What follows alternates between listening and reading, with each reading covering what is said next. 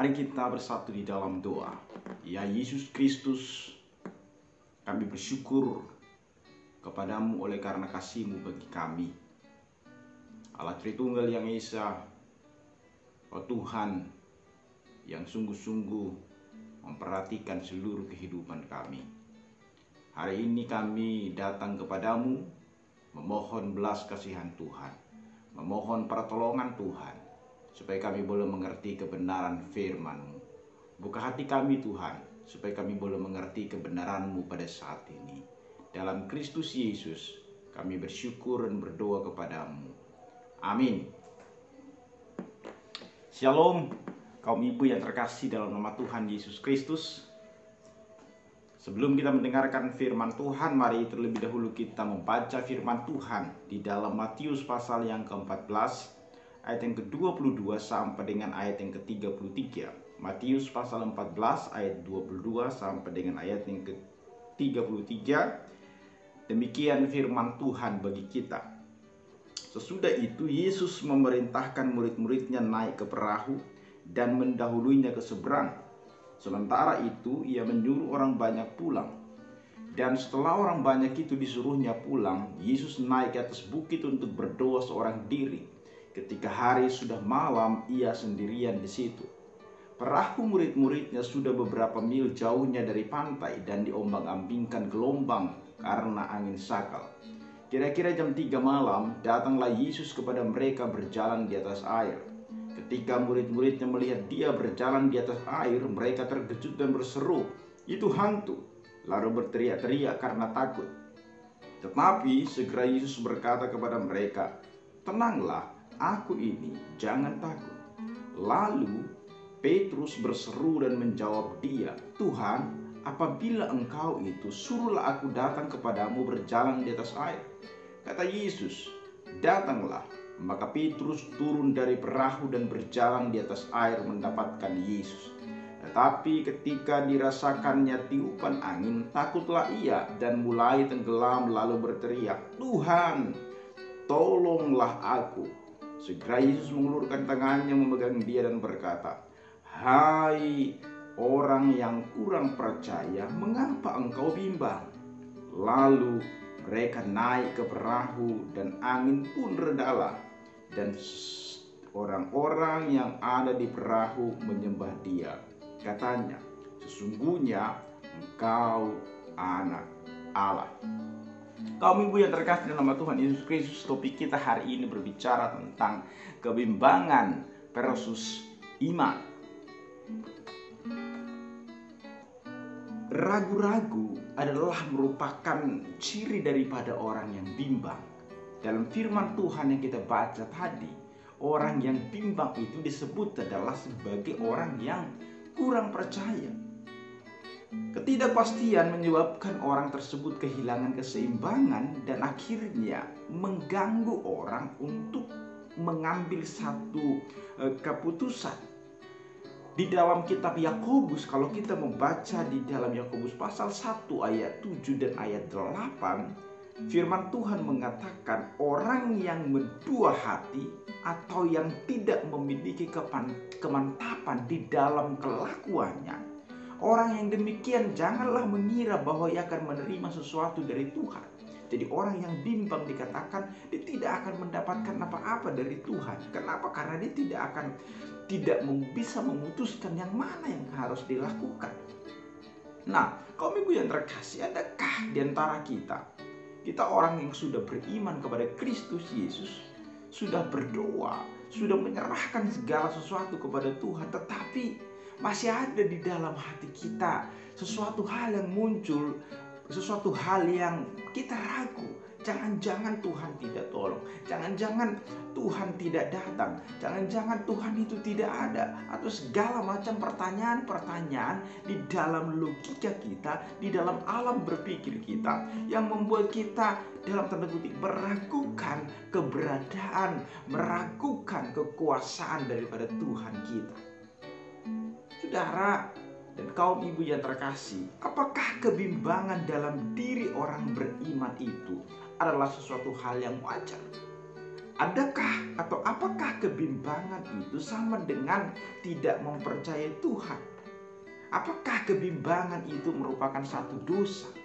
Dalam firman Tuhan yang kita baca hari ini, Petrus disebut sebagai, "Hai kamu orang yang kurang percaya, mengapa kamu bimbang?" Artinya kebimbangan itu identik dengan orang yang kurang percaya, ketidakyakinan. Dan memang hampir semua orang itu pernah mengalami yang namanya keraguan di dalam hatinya, kebimbangan, ketidakpastian di dalam pengalaman rohani daripada setiap orang. Kalau makanya saya mengatakan sesungguhnya itu adalah hal yang wajar. Kita tidak sendirian. Saya pernah mengalami itu. Dan Petrus di dalam bagian ini juga mengalami kebimbangan itu.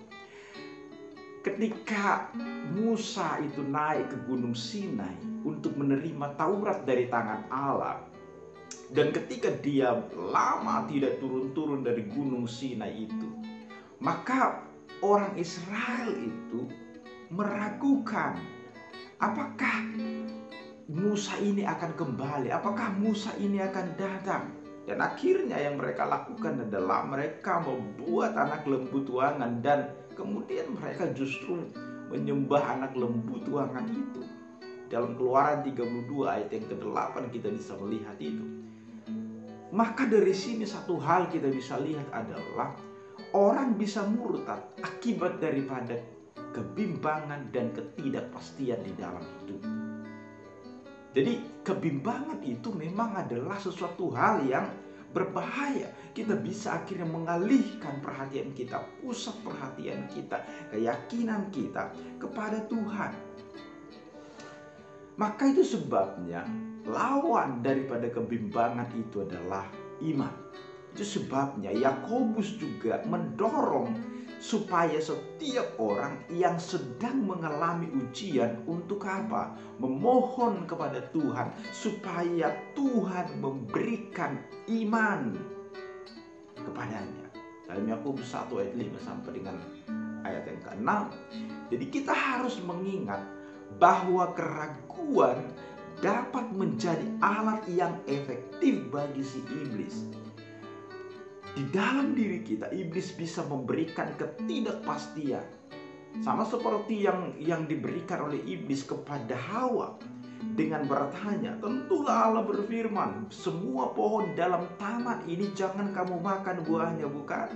Itu akhirnya membuat apa? Menimbulkan keraguan di dalam hati Hawa. Sehingga akhirnya dia meragukan bahwa firman yang Tuhan berikan kepada Adam, yang sudah disampaikan kepada dia, itu adalah satu kebenaran. Akhirnya dia meragukan Tuhan.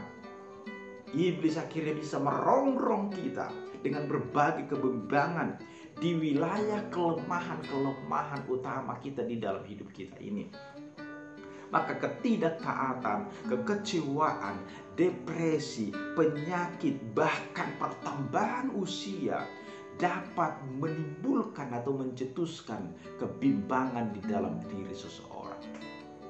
Kaum ibu yang terkasih dalam Tuhan Yesus Kristus, maka hari ini saya mengatakan kepada kita, memang kebimbangan itu bisa saja muncul di dalam diri setiap orang. Sama seperti yang sudah kita sebutkan itu tadi, Petrus, dia mengalami kebimbangan juga di dalam dirinya, keraguan, apakah dia ini benar-benar Yesus atau bukan. Dan kalau kita lihat dalam Matius 14 ayat ke-13 sampai dengan ayat yang ke-21, kita melihat di sana bagaimana sebenarnya nats yang kita baca itu sebelum ayat yang ke-22 itu yang sudah kita baca itu tadi. Yesus baru saja sebenarnya bersama-sama dengan murid-muridnya melakukan penginjilan bersama-sama dengan murid-murid. Sebenarnya Petrus melihat berbagai hal yang luar biasa yang Yesus kerjakan, tetapi tetap saja ia merasa bimbang. Bahkan salah satu keraguan Petrus terjadi persis kapan?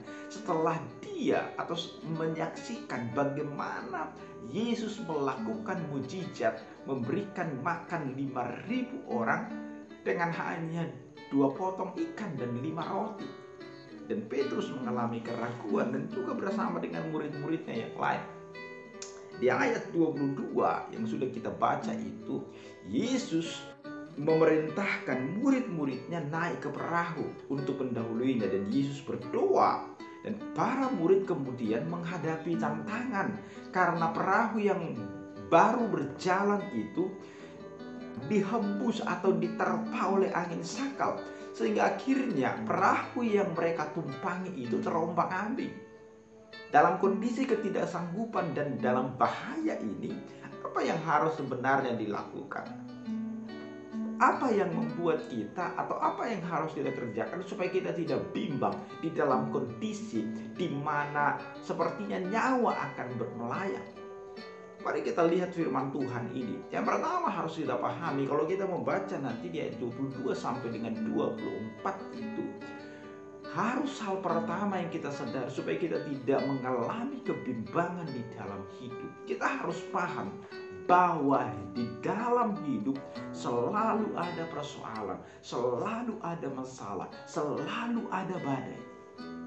Ini akan membuat kita, kesadaran seperti ini akan membuat kita bahwa mengikut Tuhan masih memungkinkan akan ada masalah di dalam hidup.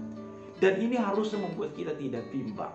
Ayat 22, ketika murid-murid itu taat dan menuruti perintah Yesus untuk menyeberang danau, namun ternyata di dalam ketaatan mereka menuruti perintah Tuhan, justru mereka menemui yang namanya kesulitan pada saat itu. Mereka yang mereka alami justru adalah gelombang dan angin sakal.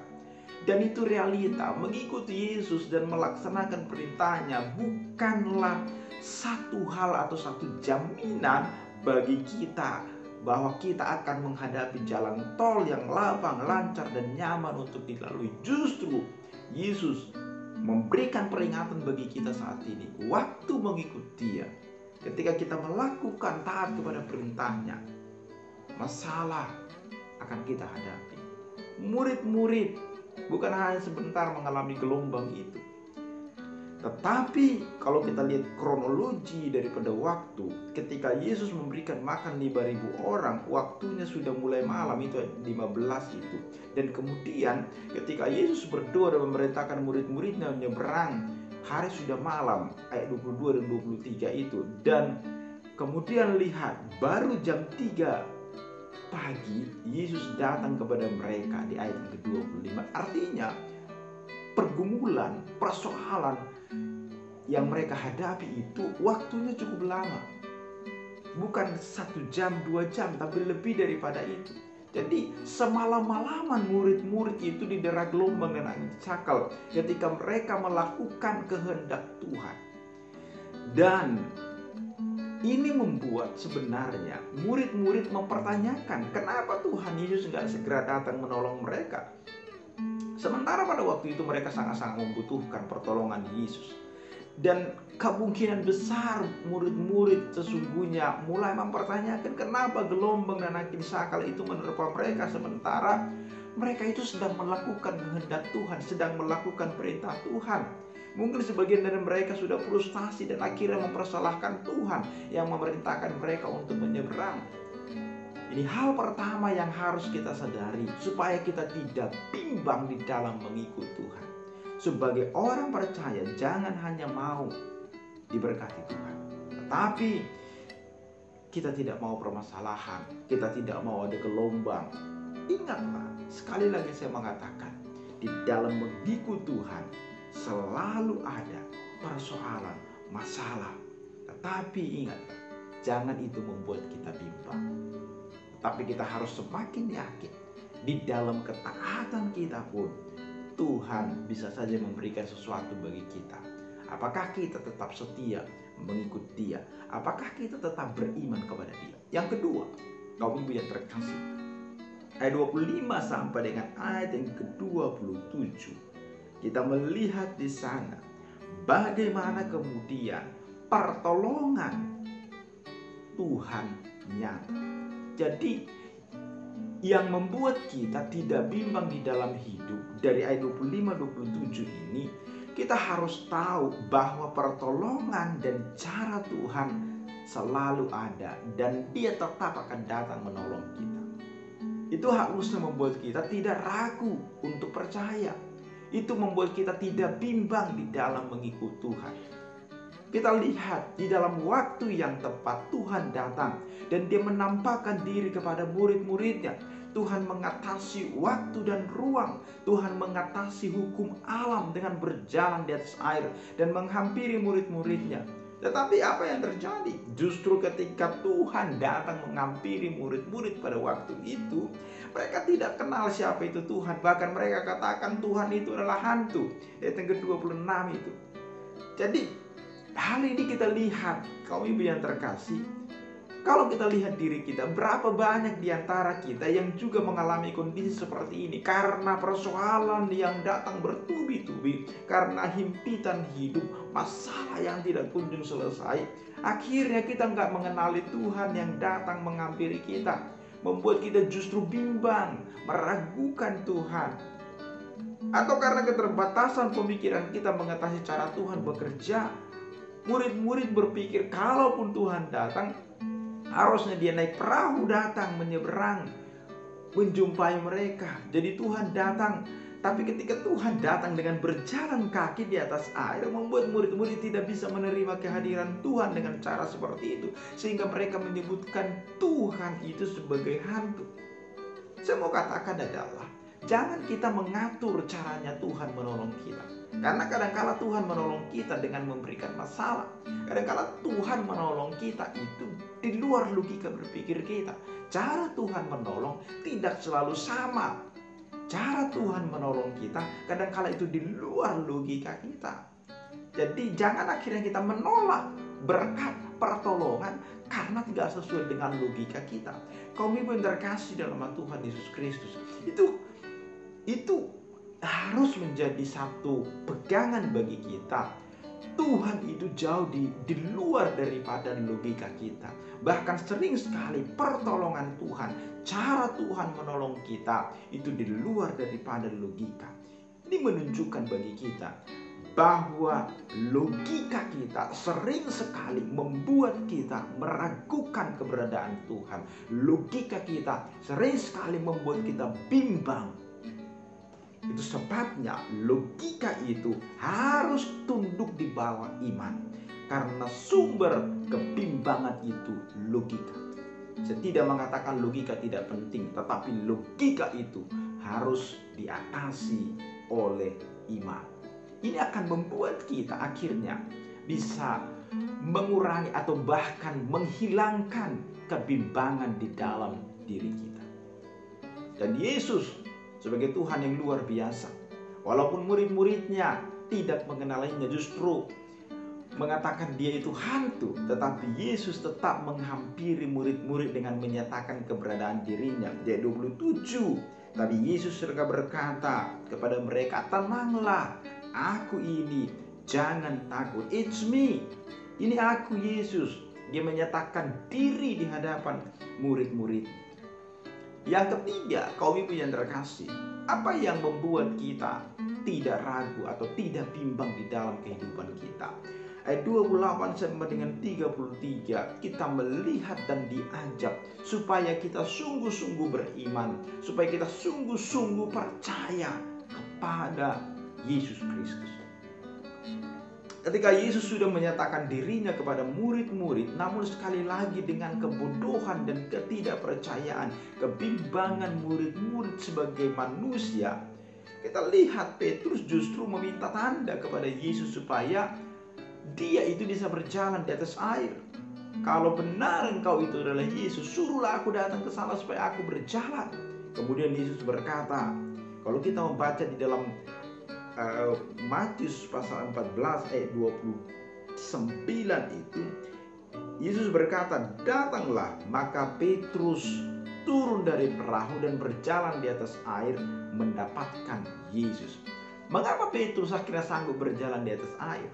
Pertama adalah karena dia percaya kepada Yesus dan fokus kepada Yesus. Lihat, ketika orang percaya, kepada Kristus, beriman sungguh-sungguh kepada Kristus, dia bisa melakukan satu perkara yang besar.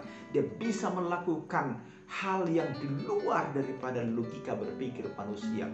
Iman mampu mengatasi logika. Iman mampu mengatasi hukum alam. Tidak mungkin manusia bisa berjalan di atas air karena berat tubuh kita itu lebih berat daripada berat jenis daripada air. Maka tidak mungkin luas penampang daripada kaki itu mampu membuat orang bisa berdiri di atas air. Tetapi lihat, ketika Petrus yakin, berfokus kepada Tuhan, dia bisa berjalan di atas air. Dia bisa mengalahkan keraguan, kebimbangannya, dan itu membuat dia bisa melakukan sesuatu hal yang sebenarnya di luar daripada logika berpikir manusia. Jadi dari sini kita bisa belajar juga bahwa keyakinan itu ternyata banyak mengubah, banyak melakukan sesuatu hal yang di luar daripada logika berpikir daripada manusia. Tetapi perhatikan berikutnya.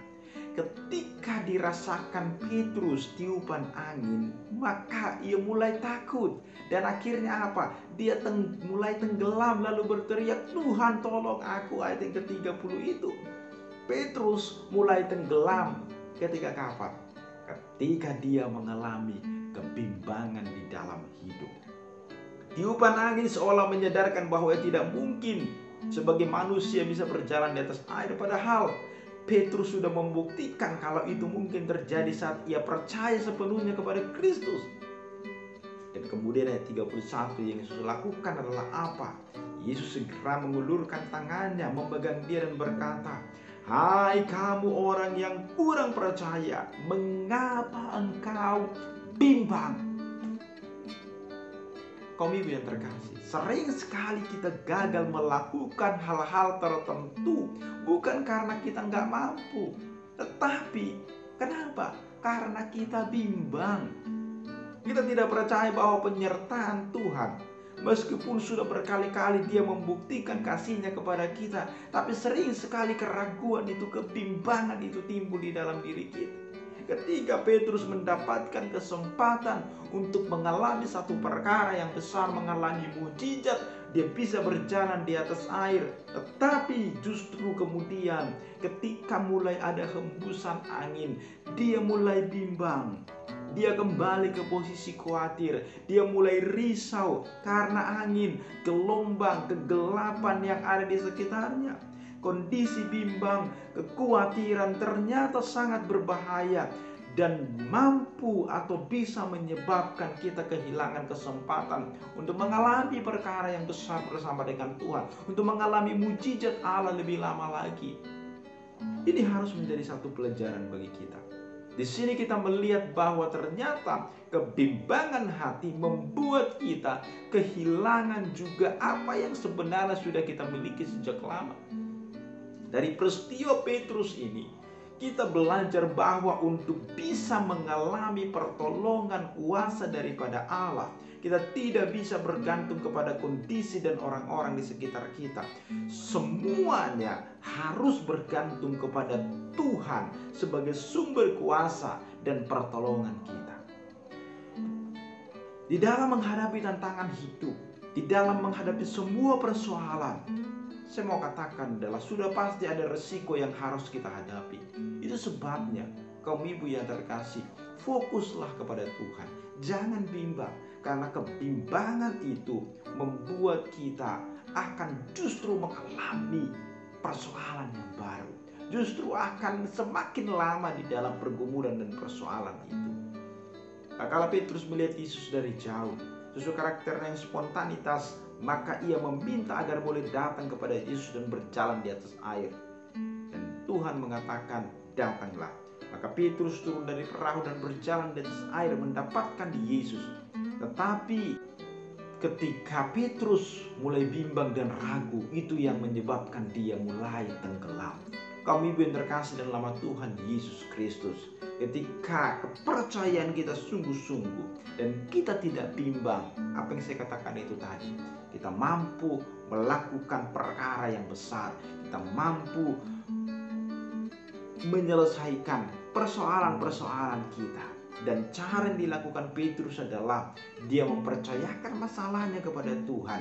Di dalam perahu dia takut, tetapi ketika dia melihat Yesus dan dia berkata, Tuhan suruhlah aku datang, dan kemudian dia datang dan mendapatkan Yesus, maka lihat, Yesus membantu dia, memberi kekuatan untuk menyelesaikan problem, untuk menyelesaikan masalahnya.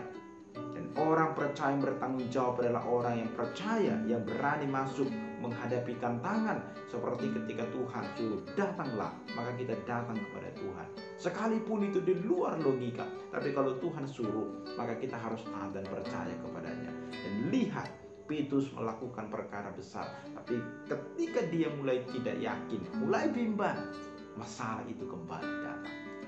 Kaum ibu yang terkasih dalam Tuhan Yesus Kristus. Dan kalau kita memperhatikan kembali ayat 31 itu, Yesus mengatakan, hai orang yang kurang percaya, mengapa engkau bimbang?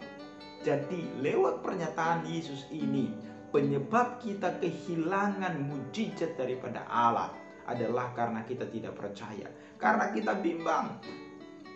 Dalam terjemahan lain, di dalam terjemahan bahasa Inggris, kata tidak percaya ini disebutkan juga sebagai kecil atau lemah iman. Tetapi hal ini bisa dipulihkan ketika apa? Ketika kita mengizinkan Yesus naik kepada perahu kehidupan kita. Ketika kita memiliki persekutuan penyembahan kita kepada Allah. Ayat 33, di dalam bagian nats firman Tuhan ini dikatakan orang-orang yang ada di perahu itu menyembah Dia. Artinya ketika kita memiliki persekutuan, penyembahan dengan Tuhan, hidup kita bisa dipulihkan oleh Tuhan. Dan Yesus kembali melakukan mujizat bagi murid-muridnya. Kalau kita membaca nanti di dalam perikop yang lain yang sama dengan ini, di dalam Yohanes pasal 6 ayat 21. Dan seketika itu juga perahu itu sampai ke pantai yang mereka tuju. Mereka akhirnya mengalami mujizat Yesus. Jadi kaum ibu yang terkasih dalam Tuhan Yesus Kristus, kalau kita memperhatikan setelah murid-murid itu berjuang semalaman menghadapi gelombang dan angin sakal, ketika Yesus dinaikkan ke dalam perahu, saat itu juga perahu itu sampai ke tujuan. Jadi mungkin saat ini perahu kehidupan kita sedang diombang-ambingkan, dilanda gelombang, angin sakal. Kita merasa bahwa sudah cukup lama kita diombang-ambingkan gelombang dan angin sakal. Kita sedang menantikan pertolongan Tuhan. Mungkin kita sedang meragukan Tuhan. Mungkin kita sedang bimbang saat ini. Mungkin hati kita sedang risau. Ingatlah, berimanlah kepada Yesus saat ini. Naikkan Dia di dalam perahu kehidupan kita. Dan seketika itu juga perahu kehidupan kita akan sampai kepada tujuan. Dan ingat, kebimbangan hanya akan menjadi penghalang bagi kita untuk menerima berkat Tuhan, untuk menerima pertolongan Tuhan, untuk menerima jawaban dari Tuhan. Kalau kita membaca kisah di dalam Matius 21 ayat 20, bagaimana ketika Yesus sedang berjalan ke Betania, dia melihat sebatang pohon ara yang tidak berbuah. Yesus lalu berkata kepada pohon itu bahwa dia tidak akan berbuah lagi selama-lamanya. Dan seketika itu pohon itu menjadi kering. Dan kita lihat bagaimana murid-murid tercengang dan bertanya, bagaimana itu bisa terjadi? Yesus menjawab mereka, aku berkata kepadamu, sesungguhnya jika kamu percaya dan tidak bimbang, kamu bukan saja akan mendapat perbuatan apa yang kuperbuat dengan pohon ara ini, tetapi juga jikalau kamu berkata kepada gunung ini, beranjaklah dan tercampaklah ke dalam laut, hal itu akan terjadi. Matius pasal 21 ayat yang ke-21. Jadi melalui peristiwa ini kita juga bisa melihat Yesus menunjukkan bahwa kalau kita percaya, sungguh-sungguh beriman dan tidak bimbang, kita bisa melakukan perkara yang besar. Sekali lagi, firman Tuhan ini meneguhkan kita. Kaum ibu yang terkasih, baik Petrus, Lukas, Yohanes, Matius, Paulus, dan banyak rasul-rasul yang disebutkan di dalam Alkitab, sesungguhnya mereka sama dengan kita.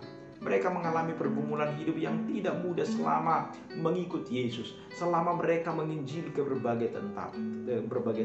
Dan namun karena yakin dan percaya dan tidak bimbang, mereka bisa mengerjakan apa yang Yesus kerjakan, melakukan mujizat yang Yesus lakukan. Dengan itu akhirnya mereka bisa juga memuliakan nama Tuhan. Maka tidak ada yang mustahil bagi orang percaya. Nah, Roh Allah itu turut bekerja di antara kita. Maka jangan biarkan rasa bimbang itu menghalangi kita di dalam bertindak di dalam kebenaran, baik bagi Allah maupun bagi sesama kita, di dalam pekerjaan sehari-hari atau di dalam ibadah kita. Jangan bimbang, tetapi percayalah kepada Tuhan. Mari mempercayakan seluruh hidup kita kepadanya. Ingat, berimanlah kepada Tuhan. Jangan kita bimbang, karena ketika kita mengalami kebimbangan, itu akan menjadi penghalang bagi kita untuk menerima berkat-berkat Tuhan, dan penghalang bagi kita untuk menerima pertolongan dan jawaban daripada Tuhan kita. Itu sebabnya mari kita sungguh-sungguh beriman kepada Tuhan. Amin. Mari kita berdoa. Bapa di dalam sorga, segala kemuliaan bagimu. Hari ini kami boleh belajar daripada firman bahwa kebimbangan sering membuat kami tidak mampu melakukan perkara-perkara yang besar.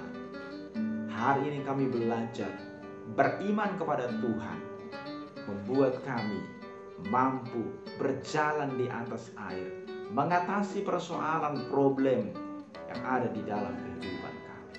Terpujilah Engkau Bapa, dimuliakanlah Engkau di dalam seluruh kehidupan kami. Biarlah kasih dan anugerah-Mu sungguh-sungguh nyata boleh bekerja di dalam seluruh kehidupan kaum ibu yang boleh menyaksikan, yang boleh mengikuti ibadah pada saat ini. Berkati kami di dalam seluruh kehidupan kami. Tolong kami di dalam semua masalah pergumulan yang kami hadapi. Kami boleh yakin dan fokus kepada Tuhan, tidak bimbang di dalam menghadapi persoalan atau hal apapun yang sedang terjadi di dalam kehidupan kami saat ini. Terima kasih Bapa di dalam surga. Dimuliakanlah Engkau di dalam seluruh kehidupan kami. Dalam Kristus Yesus kami berdoa dan bersyukur kepadamu. Haleluya. Amin. Amin. Shalom. Tuhan Yesus memberkati kita.